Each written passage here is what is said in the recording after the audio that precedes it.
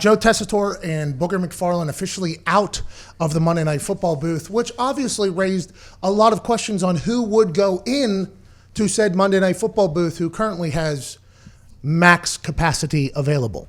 Now, they said they're going to hire from within ESPN due to the fact that they're currently furloughing and asking for people to take pay cuts. So if they were to go outside of ESPN and pay somebody some massive amount of money for Monday Night Football, they think that would look bad, especially when they have to go pitch Disney for the money to pay said people.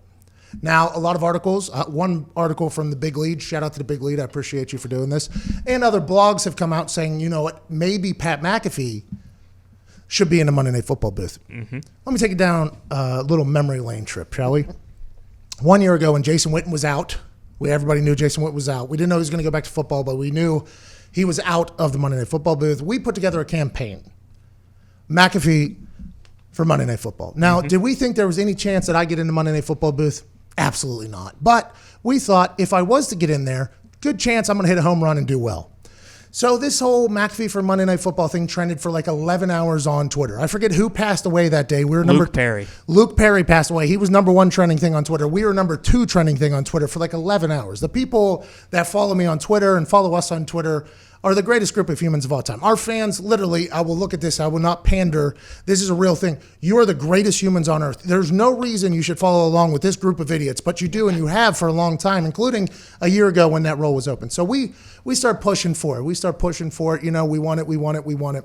They bring Booger out of the Booger Mobile, put him into the booth, and everybody's like, okay, that makes sense. Give Booger a shot at it, right? Then as the season goes on, I never said anything negative, but a lot of people were like, hey, this booth ain't it. That's what a lot of people were saying. So tweets about me going into Monday Night Football were coming to me at a rapid level every single Monday night. So then I think the storyline continued to build, especially now whenever they were looking into getting, Tony Romo, then Peyton Manning, then Drew Brees, and they missed out on all three of those. And everybody was like, well, if you're going to hire from within, there's already somebody that trended for 11 hours. There's already somebody that every Monday night people tweet about going in there. And he worked for ESPN last year for free, actually. Actually, he lost $900,000 working for ESPN last year. He was on 6 planes a week for like 6 weeks. Every single show he was on, ratings went up. He was never mentioned about it, but the ratings went up on every single show he was a part of. Why don't you just hire Pat McAfee for the gig? And I've said, if I was offered the Monday Night Football booth, I would take it in a heartbeat. That is dream job, precision job A. That is a mini Super Bowl every single week. So I told my people, I said, hey, let them know that if this Monday Night Football thing opens up, I would not mind being a third person in there. Even if they want to add me with Tess and Boog, I'm 100% okay. I'm not doing a sideline. I hate the sideline. I will never do a sideline role again because I'm not a person who's supposed to ask for permission to speak. But if they want to put me in a booth, let me get into the conversation. I think I can add to the game of football. I think my knowledge of being inside, an undefeated team, kicking off a Super Bowl is much different than the former comedians that they try to put in there. I'm coming from a much different perspective. They said, okay, we'll relay the message. So then I was told on the way back, oh, they want a quarterback in there, sorry. Then you see them go after Peyton and Tony and Drew, and they all miss. So then they're like, I'm like, okay, now they missed. Feels like this is probably a time where I could go. Oh, I'm sorry, they want a future Hall of Famer in there. Okay, I'll wait it out, see who they get. Then it comes out again, they're looking for somebody, they want somebody more polished. So what I'm saying is, have I been trying to get that job? Absolutely. Has everybody on earth been trying to get that job aside from Tony Romo, Peyton Manning, and Drew Brees? Absolutely. But have they given me every single excuse you could possibly give me to not put me in there? Yes. And that is why I am saying there is a 0% chance I end up in there. How many excuses can you give? It's almost like they're trying to be nice. They like me a lot, but they have a different vision as opposed to me being in there, and I completely get it. But you need to know now, if you're going to keep me as an independent operation, I'm probably going to do Monday Night Football watch-alongs on my own YouTube. I'm probably going to start going for this entire thing, and I'm going to try to take over the whole damn sports media world if that's what you want, and I'm 100% okay doing that because we got a big Brinks truck backing up to this place in about 4 days.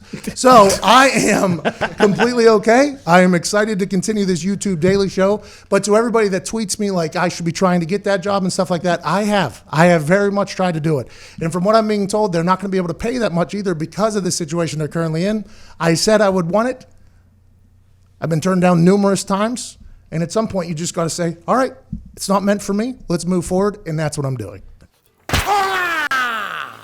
So sorry to interrupt. If you're a man watching this, you deserve to have long, great And you can do that now with our friends at Roman. Right now, you go to GetRoman.com. You get $10 off and free 2-day shipping on Roman swipes, which are guaranteed to make you have longer, more fulfilling every time you get in the sack.